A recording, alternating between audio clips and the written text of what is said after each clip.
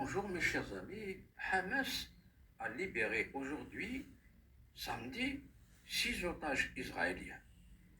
L'image du jour, c'est le baiser d'un des otages sur la tête d'un combattant du Hamas.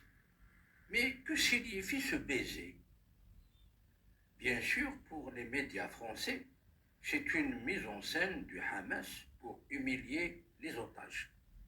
Ils ont été obligés de le faire. Par contre, chez les médias arabes, on a dit que cela montre la dimension humaine du comportement des combattants du Hamas avec les otages. C'est une conséquence directe du bon comportement du Hamas lors de la captivité. Au contraire du comportement d'Israël vis-à-vis des prisonniers palestiniens, Israël a torturé les prisonniers palestiniens d'une façon sauvage. Certaines prisons israéliennes sont comparées à Guantanamo. Et dans une vidéo de la chaîne El Hadith, je l'ai regardé, l'animateur a posé la question suivante à un journaliste qui a analysé ce baiser sur la tête du combattant du Hamas.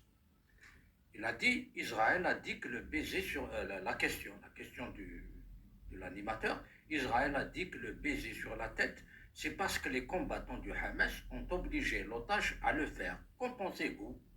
La réponse du journaliste, même si on oblige l'otage, il n'est pas obligé d'embrasser la tête du combattant. Surtout que cela n'a pas eu lieu lors des précédents échanges de prisonniers. Pour moi, donc le journaliste qui dit, pour moi, je suis convaincu que c'est le comportement du Hamas humanitaire qui a poussé cet otage à embrasser la tête du combattant. C'est aussi une manière d'exprimer sa joie, d'être libre et de sortir vivant de sa captivité. Voilà mes chers amis, mais moi j'ai aussi une autre idée. Je crois aussi que c'est possible d'expliquer ce baiser sur la tête du combattant du Hamas par ce qu'on appelle le syndrome de Stockholm. Je connais ce que c'est, mais je donne quand même la définition pour mes auditeurs.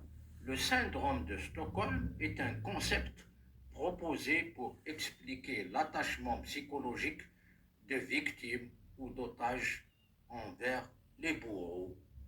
Mais dans cette affaire de la guerre de l'image, chacun a exploité ce baiser sur la tête du combattant du Hamas à sa manière. Les Israéliens disent que c'est inhumain, c'est une façon d'humilier l'otage et de nous provoquer.